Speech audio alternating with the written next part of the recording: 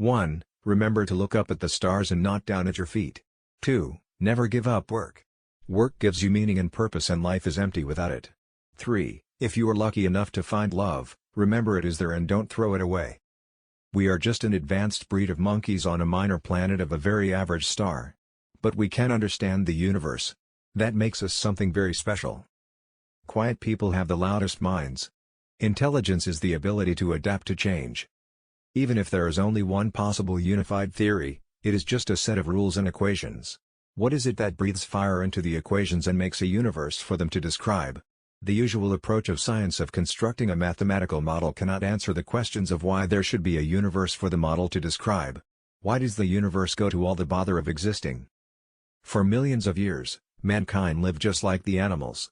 Then something happened which unleashed the power of our imagination. We learned to talk and we learned to listen. Speech has allowed the communication of ideas, enabling human beings to work together to build the impossible. Mankind's greatest achievements have come about by talking, and its greatest failures by not talking. It doesn't have to be like this. Our greatest hopes could become reality in the future. With the technology at our disposal, the possibilities are unbounded. All we need to do is make sure we keep talking. Remember to look up at the stars and not down at your feet. Try to make sense of what you see and wonder about what makes the universe exist. Be curious. And however difficult life may seem, there is always something you can do and succeed at. It matters that you don't just give up. It surprises me how disinterested we are today about things like physics, space, the universe, and philosophy of our existence, our purpose, our final destination. It's a crazy world out there. Be curious. My expectations were reduced to zero when I was 21. Everything since then has been a bonus. The victim should have the right to end his life, if he wants. But I think it would be a great mistake. However bad life may seem, there is always something you can do, and succeed at. While there's life, there is hope. I have noticed that even those who assert that everything is predestined and that we can change nothing about it still look both ways before they cross the street. I believe the simplest explanation is, there is no God. No one created the universe and no one directs our fate. This leads me to a profound realization that there probably is no heaven and no afterlife either. We have this one life to appreciate the grand design of the universe, and for that, I am extremely grateful. One of the basic rules of the universe is that nothing is perfect. Perfection simply doesn't exist. Without imperfection, neither you nor I would exist. In the universe it may be that primitive life is very common and intelligent life is fairly rare. Some would say it has yet to occur on Earth. Neither you nor I would exist. I think computer viruses should count as life. I think it says something about human nature that the only form of life we have created so far is purely destructive. We've created life in our own image. My goal is simple.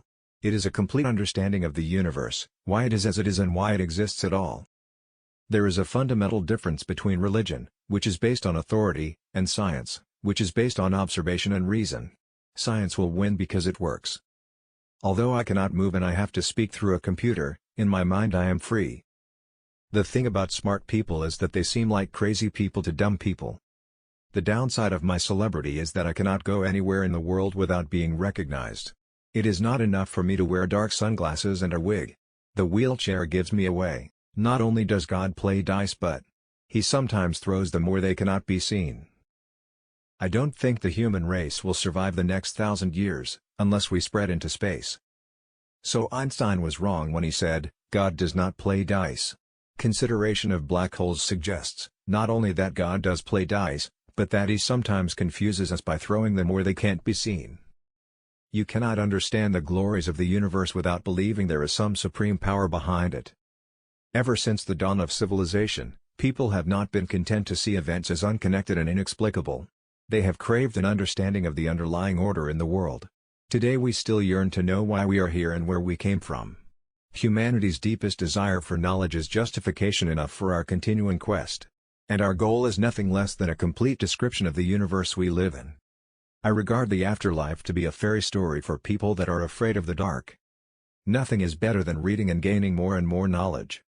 So long as the universe had a beginning, we could suppose it had a creator.